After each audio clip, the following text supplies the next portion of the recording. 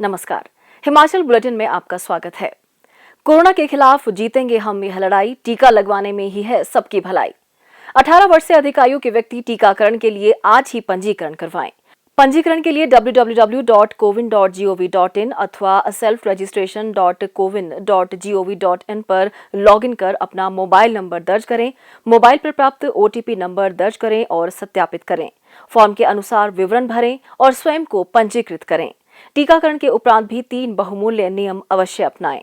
हमेशा मास्क पहनें, अपने हाथ साबुन और पानी से नियमित तौर पर अच्छी तरह धोएं, दूसरों से उचित दूरी बनाकर रखें।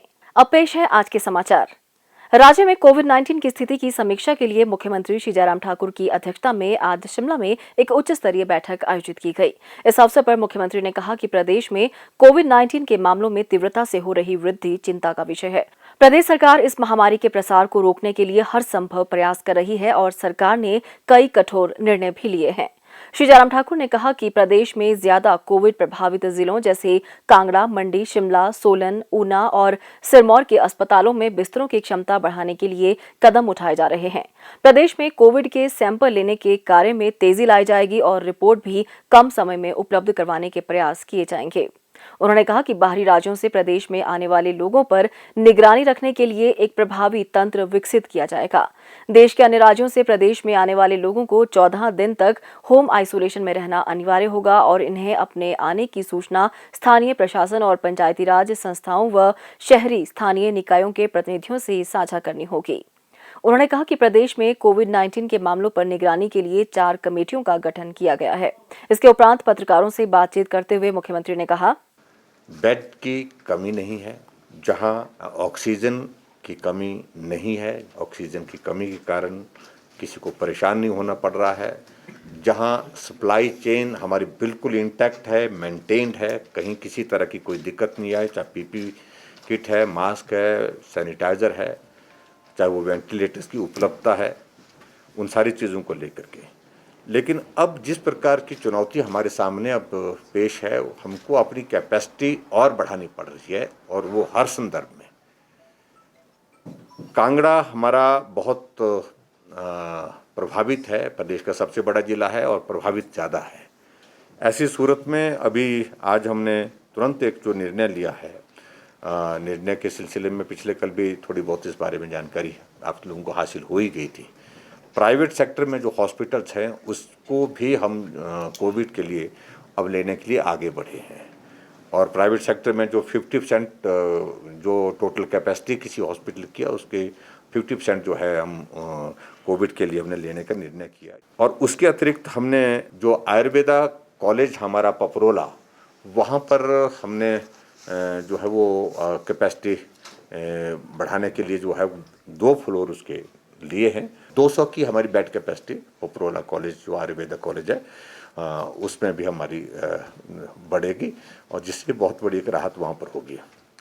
इसके अतिरिक्त जो है अगला फेज़ जो हमने उसमें ये भी कर दिया है कि साइमल्टेनियसली हमने तैयारी कर दी है कि जो परौर में हमारा राधा स्वामी सत्संग का जो स्थान है वहाँ पर एक अलग से एक कैपेसिटी हम बना रहे हैं बेड की और वो कैपेसिटी हमारा लक्ष्य तो उसके लिए बड़ा है, लेकिन फिलहाल हमने उसमें 200 बेड की कैपेसिटी जो है वहाँ पर बढ़ाने का निर्णय किया है ताकि 200 के साथ अगला फेज़ फिर हम आगे बढ़ाने के लिए अगर ज़रूरत होगी तो उसके मुताबिक हम करते रहेंगे और शायद मेकल में 1000 तक उस कैपेसिटी को हम इन्हांस कर सकते हैं कांगड़ा में।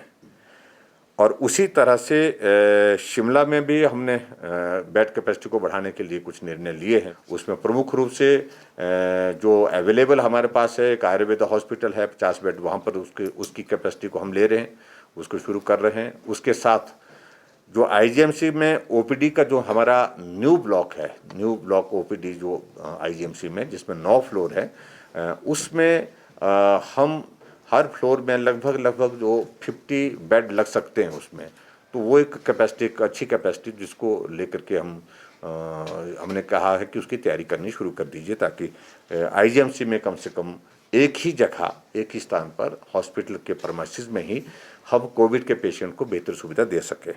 ऑक्सीजन से संबंधित जो है मैं अभी ये कहना चाहता हूँ कि हमारे पास ऑक्सीजन हमारे पास मौजूद है।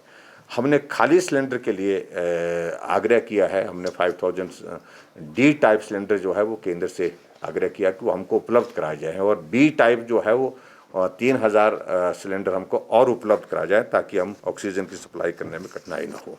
शिक्षण संस्थान जो हमारे बाकायदा इसकी नोटिफिकेशन हम कल करेंगे, लेकिन मैं जानकारी के रूप में आप सबके बीच में यह है कि हमारी मंशा है कि अभी तो 10 मई तक वो शिक्षण संस्थान जिस तरह से हमने किए हैं बंद, उस प्रकार से वो कायम रहेंगे, बंद रहेंगे।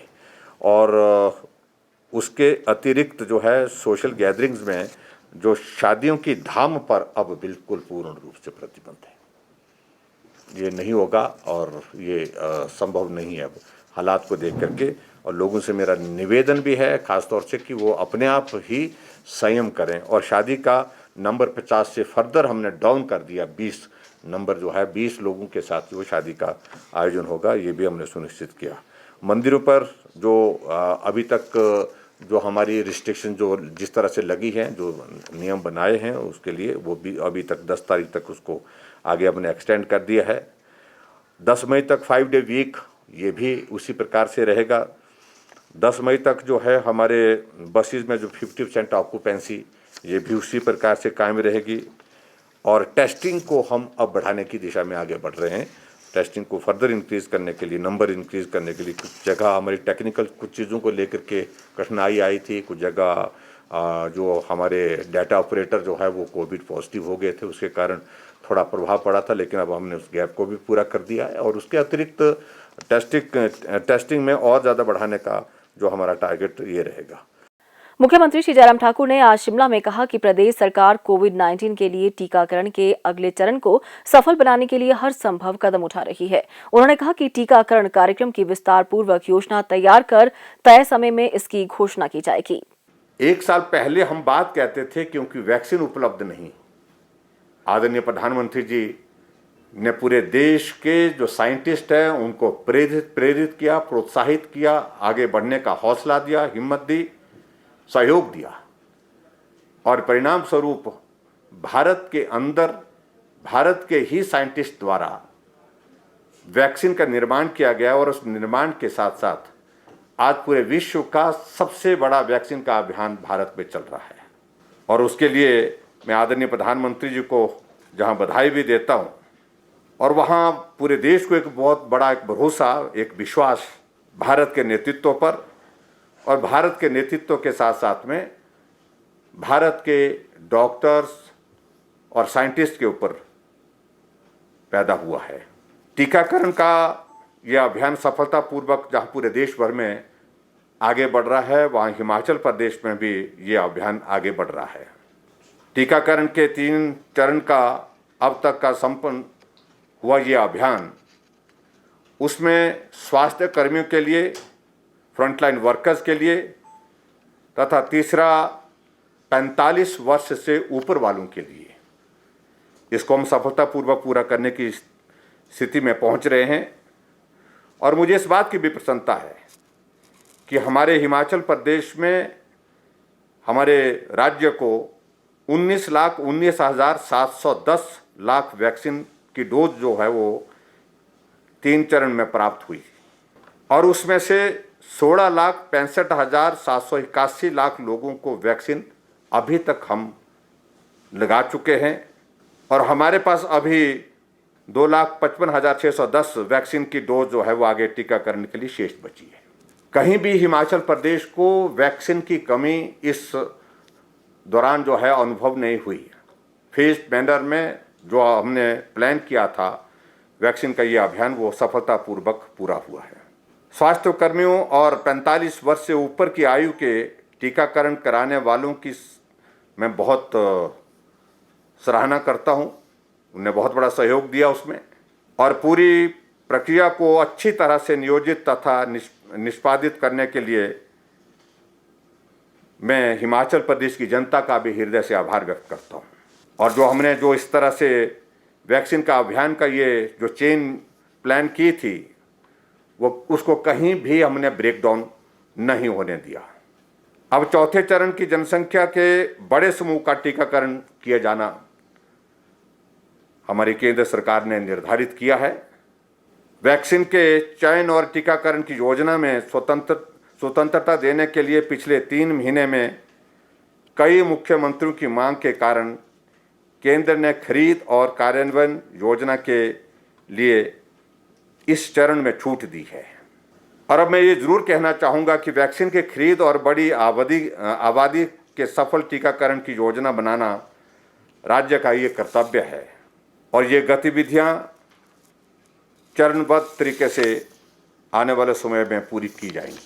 मुख्यमंत्री श्री जयराम ठाकुर को हिमफेड के अध्यक्ष श्री गणेश दत्त ने मुख्यमंत्री कोविड-19 फंड के लिए आज शिमला में अपने मासिक मानदेय का 25,000 रुपए का चेक भेंट किया। मुख्यमंत्री ने इस पुनीत कार्य के लिए आभार व्यक्त किया। स्वास्थ्य एवं परिवार कल्याण विभाग द्वारा दोपहर 2 बजे जारी बुलेटिन के अनुसार प्रदेश में कोरोना संक्रमण की जांच के लिए आज 2,941 लोगों के सैंपल लिए गए, जिनमें से 67 लोगों की रिपोर्ट नेगेटिव पाई गई है, जबकि 2,874 लोगों की रिपोर्ट आना बाकी है। अभी तक 14,87,805 लोगों की जांच की जा चुकी है, जिनमें से 13,85,417 सैंपल की जांच नेगेटिव पाई गई है। प्रदेश में कुल 94,985 लोगों में कोरोना वायरस के संक्रमण की पुष्टि हुई है, जिनमें से 77,444 लोग इस बीमारी से ठीक हो चुके हैं और 16,041 व्यक्ति उपचाराधीन हैं। हिमाचल बुलेटिन देखने के लिए सब्सक्राइब करें YouTube channel DPR Himachal, follow करें ट्विटर @DPRHP, लाइक करें Facebook page information and public relations department Himachal Pradesh, visit करें वेबसाइट www.himachalpr.gov.in। इस अंक में इतना ही, कल फिर होगी मुलाकात। दीजिए इजाजत, नमस्कार।